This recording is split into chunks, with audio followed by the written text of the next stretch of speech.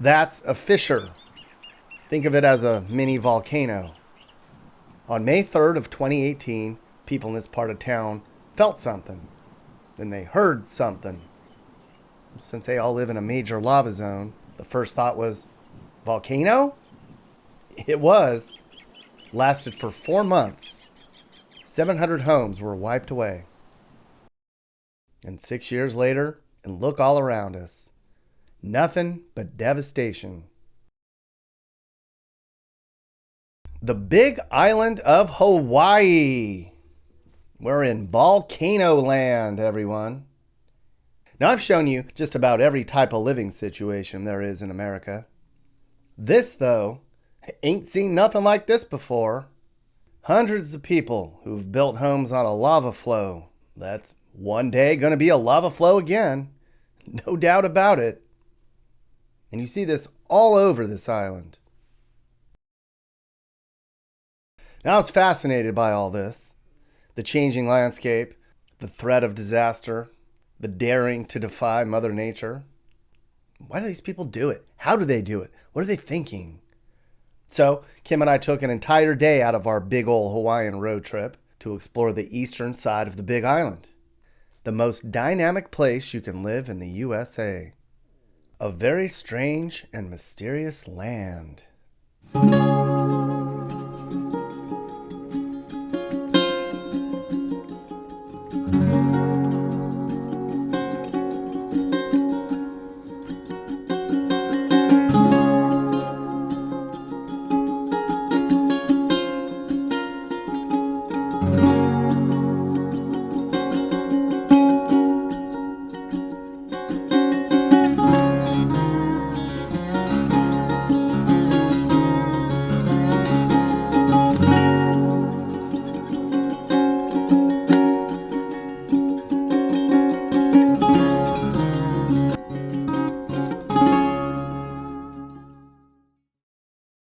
That's Kilauea, the most active volcano on the planet. What a sight, especially at night. It wasn't even erupting when Kim and I came up here. That's just the steam and heat coming up from a sleeping giant. I kind of wished it was erupting. Would have made for a way better beginning to a video. But that thing right there has already caused a lot of drama on this island. And there's a lot more drama ahead. So where are we, anyways? This is where the Big Island, the final island on this trip. Now, if you've been following along, we began the trip on Oahu 3 weeks ago. Spent more than a week there. Then we went to Kauai and Maui, and now we're here.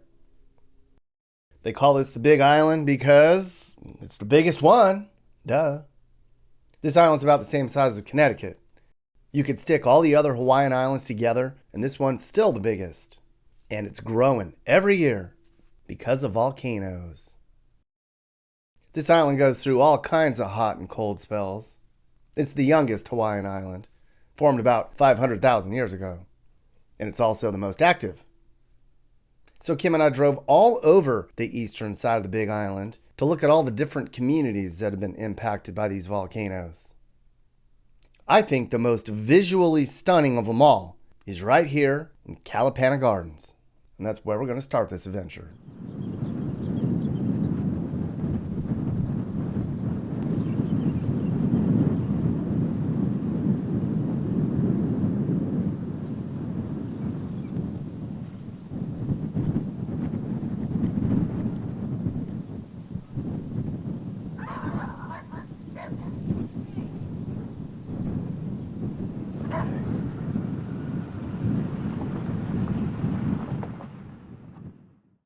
Now, when we first drove in here, I think we both were like, what is happening here? There were really no words for what we saw. This entire subdivision, well, it got buried in 50 feet of lava back in 1990. And since then, there's hundreds of people who decided, F it, we're going to just rebuild right on top of all this. There aren't any yards. There aren't any trees or driveways, really. Nobody out here has power or water or internet. because you just can't cut that into the lava rock. The roads were just grated magma. Nothing out here but defiance and pluck.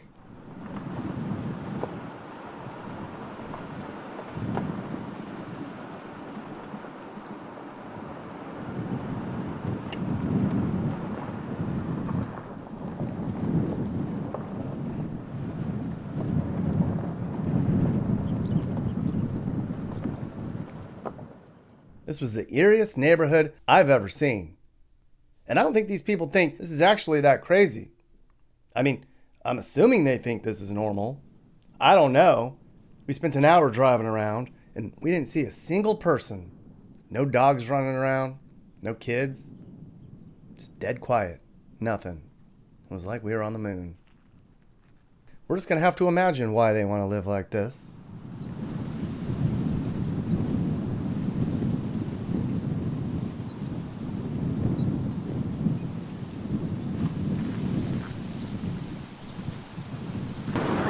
I don't know. Is there somebody to talk to? But I don't know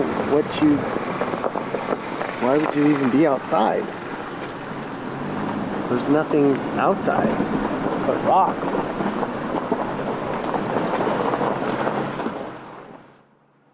I can guess the main reason they're here.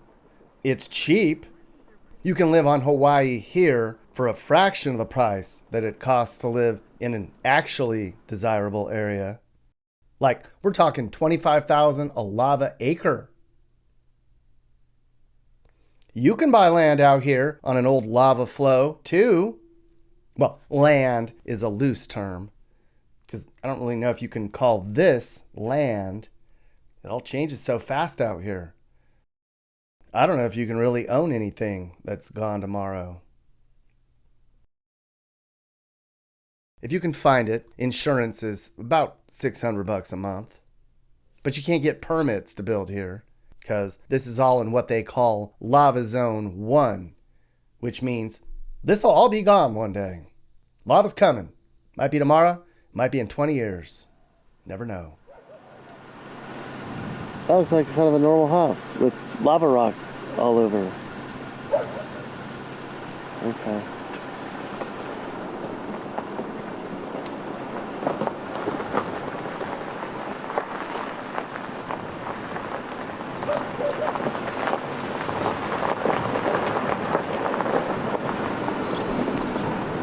I mean, a lot of this just looks like somebody just brought in a structure and slapped it down. Yeah.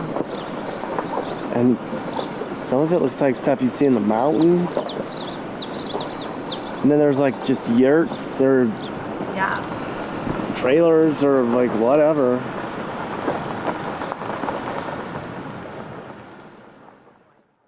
To me, this is just bizarro world suburbia. A few rugged souls betting against nature, unfazed by none of this making any sense at all. This is a trip. Yeah. I did not think.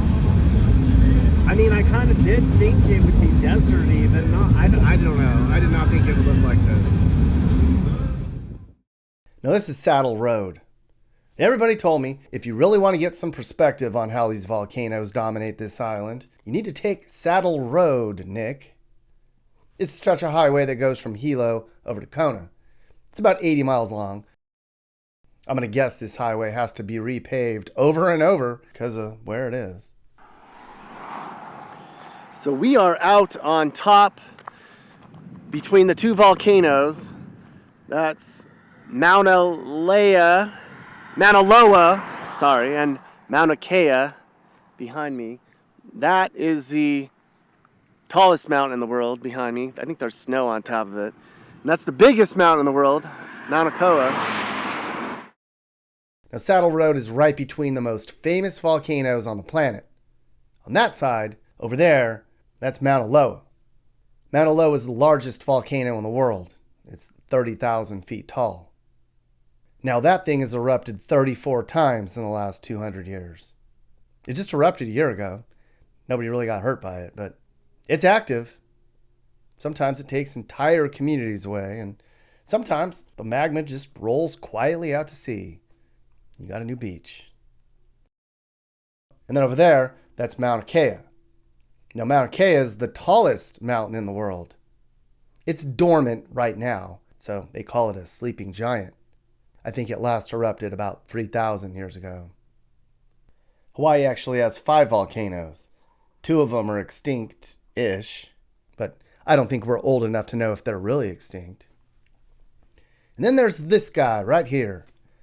Now this is the problem. Kilauea. It's the home wrecker on this island right now. It's the most active volcano on the planet. It erupts all the time. Look at this chart. My God. My Pele. Now, we're going to go about 25 miles away from the main Kilauea crater so I can show you what the real problem is. You don't have to worry about that crater back there popping off. The real danger is the ground opening up a long ways away from the center of Kilauea. And that brings us to Leilani Estates. Now, this is a community on the Big Island that was most recently destroyed by Kilauea. It happened back in 2018. 6 years ago, a bunch of fissures opened up. I think there were 20 or 25. Opened up right here in this housing development, way out in the jungle. And the biggest fissure is that one right there. That's Fissure 8, the most famous eruption in the last 100 years on this island. That thing is huge. This whole subdivision was turned upside down when Kilauea erupted. The ground opened up all over here. And it wasn't a big explosion either. Like, it wasn't like Krakatoa or anything. It was this slow motion natural disaster where all these cracks opened up and magma poured out and everybody ran. For 4 months, it oozed molten rock and wiped out like 700 houses and displaced 2,000 people. The only part in America where nature paves over man. Think about that. Right now where I'm standing is right on top of a old magma flow from 6 years ago. And it's really weird to be out here because it kind of reminds you of just how unpredictable life can be out in Hawaii, which is the main reason that it's so cheap to live out here, because you don't know how long you're going to be out here. Eventually, this is all going to be under magma again. This will not be here. It's just a matter of when. Lava will flow here again because behind me, and we'll show it later, we have Kilauea, the most active volcano in the world. And just one day you'll wake up and this will be going through your backyard. And it's just so, you could still see some of the detail of how the rock cooled. This is about 6 years old right here. And off in the distance is just nothing, but this is just a little finger of it where it used to be a highway. And people, word spreads. I asked somebody, how do you know when it's going to erupt? Do they put it out an alert? Or they're like, no, not really. Radio, word of mouth. All of a sudden it's like, hey, there's a fissure opened up down the street. Run, Dave and Tina, it's by you. Instead of, an actual news alert, it's sort of just like, hey, volcano today. You don't know how long it's going to last. If you're lucky, it doesn't go through your house. If you're unlucky, it does. So we're going to meet some people who actually had that happen to them and see some neighborhoods and some other stuff out here. But that's it right there, right behind me.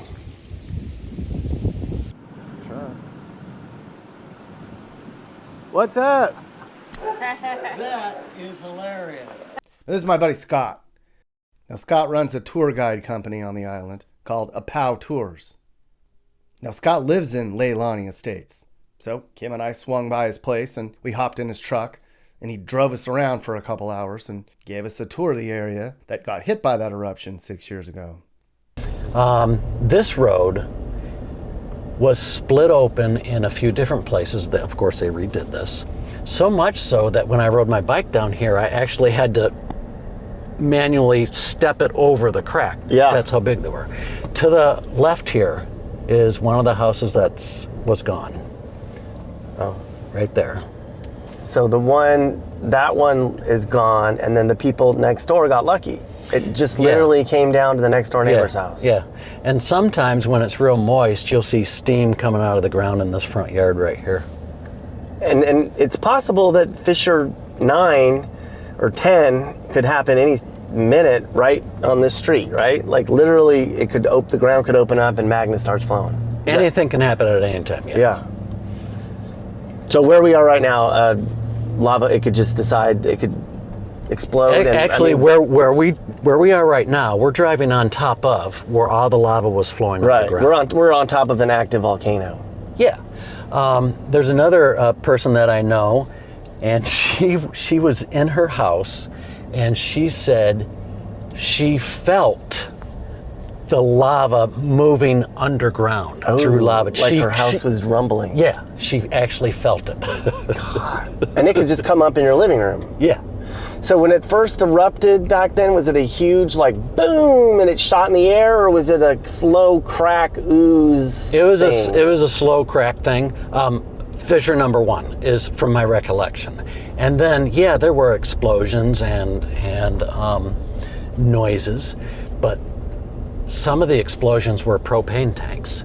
You know, we had these little 5-gallon jugs for gas grills and stuff, so you would hear those popping. And anytime you heard that, well, there goes another house. Mm-hmm. Well, there goes another house. How do people feel when they wake up and there's a text alert going around like there's lava coming your way? I mean, what's the reaction from most of the people around here? Well, I tell you what, we had like a day's warning. A day. A day? Oh, because there were earthquakes or something? Yeah. Is that why? That's it. They can tell? And then lava started coming out of the ground. I was witness to the police forcibly taking people off their property as lava was literally coming down the road. I saw that. They were like, I'm not leaving. Like, this is my house. I'm going to stay here. Yes. And what do they think? They're going to save their property with a garden hose? Or? Yeah. Now, so the police did what they needed to do to save this person's life. Yeah. Just drag them away. Like, you're going to die if you don't leave. Then there's another time where there was a bunch of neighbors who helped neighbors get their property, truckloads and trailer loads of stuff, get them out of the neighborhood. I'll never forget this one place I was at with a group of other guys with pickup trucks. And this poor guy, we were in his shop in the garage, and he was literally doing a 360 and his eyes were bulging. He didn't know what to take and what to leave. And I'm starting to tear up right now, but lava was coming down the road when that was happening. Okay, so this is Luana Street. And you guys, that's Fissure 8 straight ahead. That wasn't there. That's where it opened up right there? That's Fissure number 8. And there were 24 fissures during the event, numbered in chronological order. But why is 8 the most famous one? It's the one that produced the most lava. Okay, so it opened up all around us. Yeah. Oh my God, it's like a mini volcano. Yeah. This is Dorothy's place, but we're going to actually... Oh my God, she's right next door to it. Yeah. Like literally, holy crap. Let's go see Dorothy. Is that Dorothy? That's Dorothy. She is a sweetheart. This is Dorothy. She just built a farmhouse, maybe a quarter mile from that crater. She lost her previous house in that eruption, but decided, you know what? I'm going to rebuild right here. I'm curious to know, like, you built this right next to that. kind of crazy. Yeah, like, why did you decide to do that? Hopefully the forest eater has eaten enough that he won't come back again, and hoping that lightning doesn't strike twice. And right. It was a cheap lot. Yeah. And how long ago did you build that next to this? Just about a year ago. Okay. Yeah. Does this worry you at all that you're right here, I guess? I mean, yeah, or are you it's excited close. about it? I'm at peace with it. Destruction aside, Mother Nature created a beautiful, beautiful feature. There's some awesome lava features out there. But yeah, so we had 2 days of nonstop earthquakes before the eruption, and probably the second day. They said the second day in the afternoon that there was warnings on the radio, but I never heard them. And excuse me, some of my neighbors were renting storage units and packing up their houses, and I thought, really? Isn't that kind of a knee-jerk reaction? And so I was building my house, and I sent my builder pictures of all around the foundation. There was cracks all around the foundation, and my neighbor had been watching the epicenters the night before, and she said, "Oh my God, Dorothy, they're right underneath your house. That's freaky." So I sent the pictures to my builder, and he said, "Oh, Dorothy, this is bad. This is very, very bad." There's like literally a volcano about to erupt underneath the property where you were building a home. Right. And I could show you pictures too if you'd like, if you want to include that. But I was doing neighborhood watch the afternoon of the second day. That's where you drive around the whole subdivision and look for suspicious people or report loose dogs. And I had counted. The county was in Leilani at the time, and I think I counted 12 or 14 cracks in the subdivision streets that they had marked off with cones. And so we knew something was going to happen, but we didn't know what, when, or where. And so I came around, my house was on Kaupili Street, and so I always did that street first. And then I came around the corner onto Mohala, and the lava had just broken out. And there was steam and smoke everywhere, and I got the worst headache of my entire life. And the county guy came running up to me, and because it didn't compute, there's lava coming out of the pavement. Right, yeah. And so I asked him, I said, "What's happening?" And he said, "Lava breakout, get out of here." And I said it again. I said, "But what's happening?" It didn't sink in. It didn't compute. No. Yeah. Just look at some of this stuff. So we flew the drone around to get some perspective. And for one, you can see how lucky people got, where like the lava literally went right up to their back porch or made a weird turn and saved their house. And then, of course, you see how devastating it was for a lot of the other people. And then you can also see just how defiant some of these people are. Like, look, somebody just put a building up right on the edge of that crater. I mean, right on the side of it. Just tempting fate. Or they figure, it ain't going to happen again. Not here. Next time it's going to be somewhere else.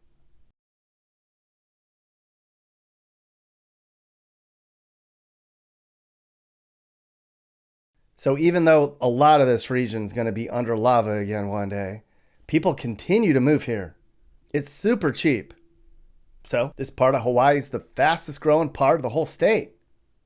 You could say the eastern side of this island is the only growing part of this state. So people own this. Still. This is land that they owned, and then they got covered up and they never sold it off.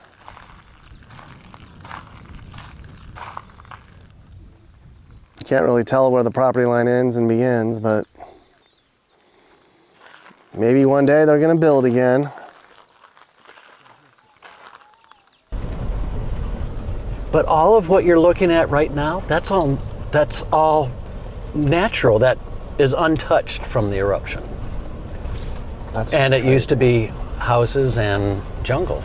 Yeah.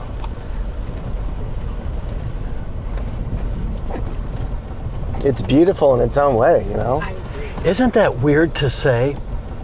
So do you still own the land? It's just underneath who owns that now? You own the land, now it's under 50 feet under magma. Right. So the county offered a buyout. It was a federal buyout. And if you wanted to, they would buy your house out, your property from you for the 2017 assessed amount.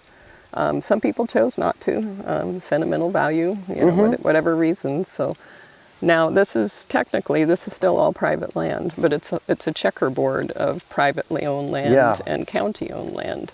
And we were all hoping that the National Park Service would, you know, turn it into a park. It's beautiful. Yeah. You know, it's, like I said, I always have the disclaimer, devastation aside, it is beautiful out there. It is. And it's like, it's literally turning back to nature. I mean, it's all nature, but like, I mean, in 20 years, you won't even, it'll be all green and lush again with trees. Yeah. But it still steams when it rains. They say it'll steam. Oh, really? It'll steam up to 30 years. Why did you decide you wanted to live in a lava zone originally? What made you crazy enough to do that? So my husband and I built our first house in Nonnavalli in '08, and we kept that for 11 years. And at the time I had chronic rheumatoid arthritis, and at one point I was almost walking with a cane. It became so bad. But every time we would come over here, we were both still working. Every time I came over, I'd feel like $1 million. I mean, it's called the Healing Island for a real reason. And eventually, my rheumatoid arthritis went into remission. It's gone. Just from being on this island? Possibly. My doctor, when I told her, I said, I don't have any pain anymore. I mean, I have aches and pains, but not that gripping, both hands, both feet, both knees. God, I need a cane. And she smiled and she says, you're the second patient I've had that happened to. And she said, I don't like to use the word remission. It's burnt itself out. So it's not coming back. So that's what I'm going with. Yeah. The island maybe healed you. Possibly, yeah.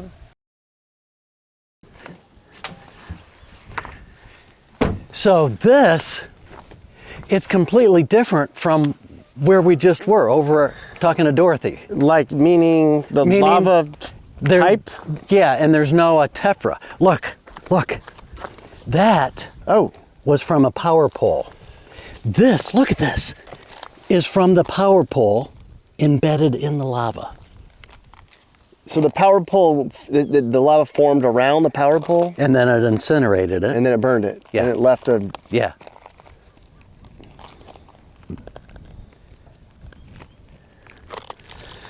In the scale of what has happened in the past, in the recent, what scale is this fissure, this area? That's a great question.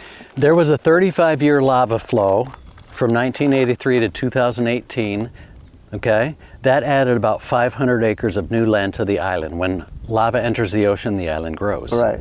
So over 35 years, 500 acres. This lasted 3 months, 873 new acres. Yeah, the island grew in the ocean. Much faster than that 35-year long eruption? Yeah. So the geologists say in recorded history, they've never seen this volume of lava in that time frame. In such a short amount of time? Yeah. It's like so brittle. Yeah, and it's beautiful. Like, it's like a color I've never seen. Yeah, so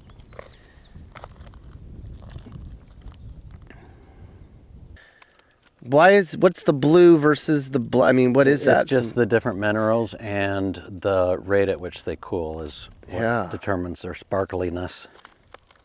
Oh my God! Somebody, if it wasn't bad luck taking lava rocks, I guess you could make jewelry out of this stuff. But I guess that's making bracelets. So looking out there, you would think that you can just walk out and be safe. But look at this. Look how thin some of it is. Yeah, you could fall right through it. There's voids oh God. all over the place. That would really hurt if you punch. Oh my gosh. You did it. Right there. Yep. Oh, you did that walking on a... I did that on my lava lot. That looks like that was a major problem. I bled. Yeah, right here. I feel like it's just going to give on me. There's no signs that say, stay off it, you might get hurt, you know?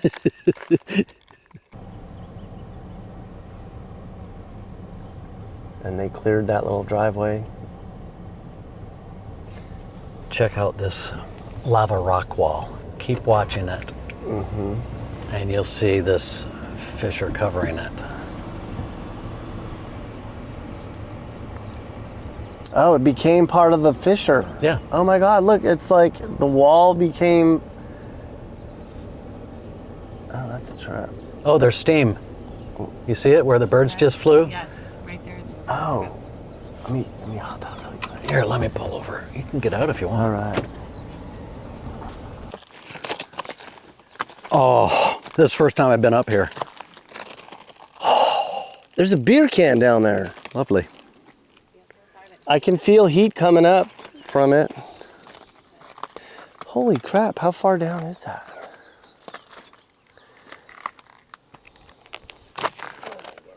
Oh yeah, it's like literally.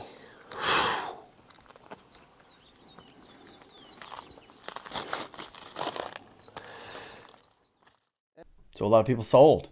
They just moved away and they said, I'm not coming back. The county can have it. Do with it what you want. And a lot of other people came in and said, well, I'm going to buy that land. It's cheap. Scott bought an acre of lava land himself. So after we drove around town for a while and we talked to some people, he took us out onto his acre of broken, brittle rock that wasn't even all the way cooled off yet. How many acres did you buy out here? 1 acre. 1 acre. So up at the top is where we can see where the lava river was. Yeah. Can you come out and note this down? Yeah. How do you know which acre? I mean, do you have it surveyed? I see rope. I had it surveyed. Yeah. And it was hilarious when I brought the surveyor out here. He hem-hoed around and I said, well, you going to go out there or not? This is you right here with the rope. Yeah. Okay. He said, I'm only going out there if you come with me. Yeah, right? I can see why. I mean, you got like just... Was it a lot cheaper to buy after? Of course. And you bought it from the county, the Hawaii county? No, I bought it from a realtor. Somebody sold a private. Yeah. Yeah. I probably don't want to go on that. No. That looks like I will fall. So you guys, where am I you going? guys, this was all jungle. Yeah. So look right down there. Those are tree molds. Oh, shit. You get it? Yeah. You see those, Kim? Yes. Look at how big this one is. This was an albizia tree.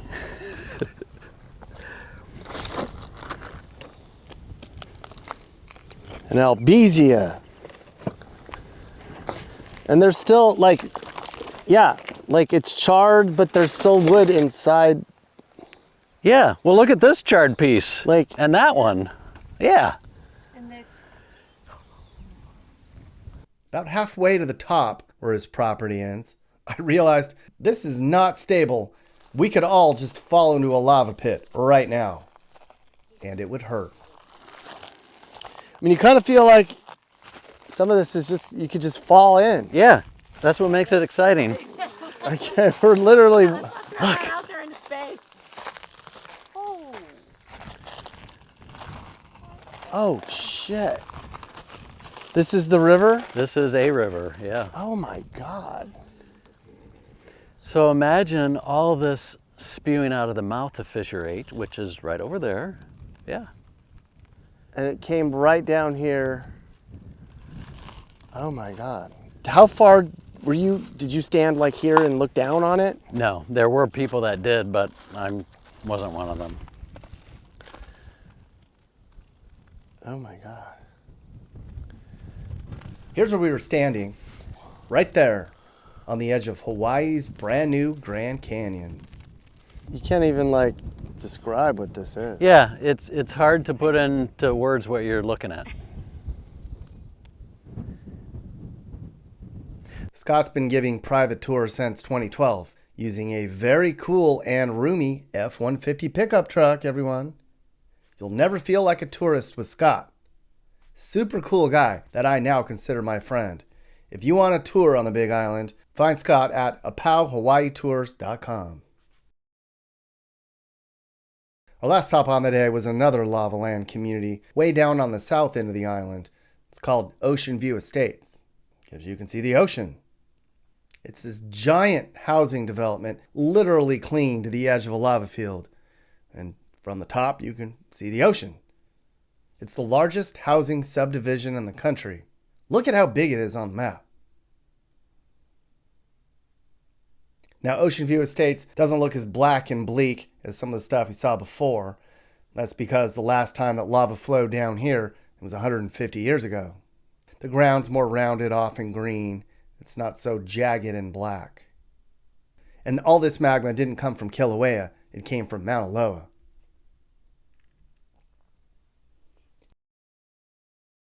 You can get 2 acres here for $20,000. And there's 6,000 lots in this development. Look at some of these listings. Get in on that, people. Both of those are under 100 grand. And there's many more just like it. Where else in America can you get an ocean view?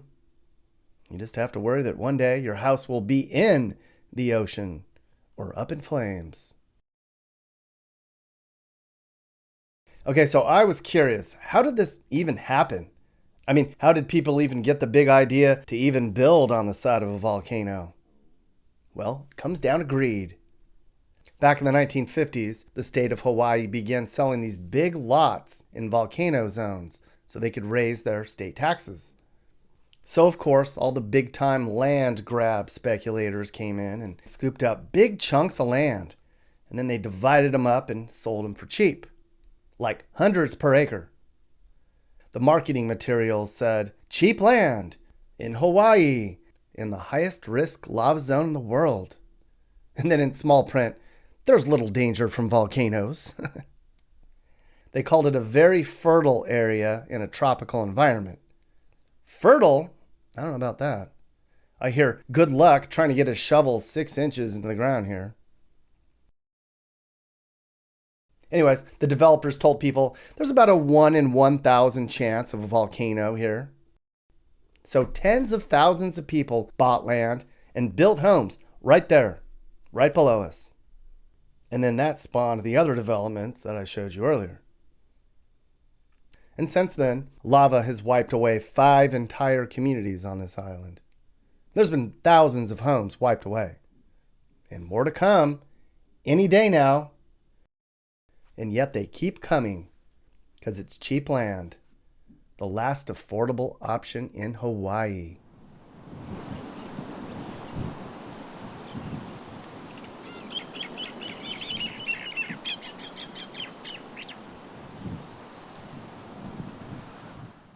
Look at that, right down inside that crater, still freshly scarred from the blood and guts of the center of the earth.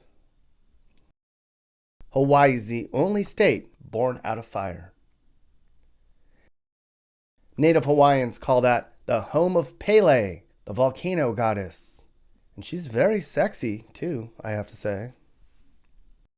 Well, people on this island, they don't seem to worry too much about Pele's wrath. Some people have decided when Pele chooses, they'll lose their home. The most interesting thing to me is the curse. They say if you take a lava rock from these islands, Pele will curse you forever. There's stories told of people who take a lava rock home and then they run into a bunch of bad luck. A lot of people wind up mailing the lava rocks back to the island. So don't do it. I took one home. What's the big deal? Holy shit, Mappy. Now we're cursed. Why'd you do that? According to Bobby Brady, it's okay. I think it was just a rumor that the national park started, so people didn't steal them. Uh-oh. So now we're going to have bad luck on the rest of the trip? Mappy. Are you looking to move and need advice? I do consulting. That's right. I'll sit down and talk about where the next perfect place for you and your family should be. I do it all the time. Together, let's find you a new home that's safe and checks all your boxes. And I can also help you find your new house, too. Email me and I'll work with you on not just helping you figure out where to move, but I can help you find your perfect home, too. That's right. I know awesome, reliable agents all over the country, and I'd love to connect you to somebody who can help you search for that perfect home. Hey YouTube world, I'm Sage, Nick's manager. You've enjoyed a Corner House Entertainment production, so watch another one. Hey guys, if you learned something new about America or what it's like to live in America, great. You should think about subscribing and turning on your notifications. You can also click one of these videos or playlists for more.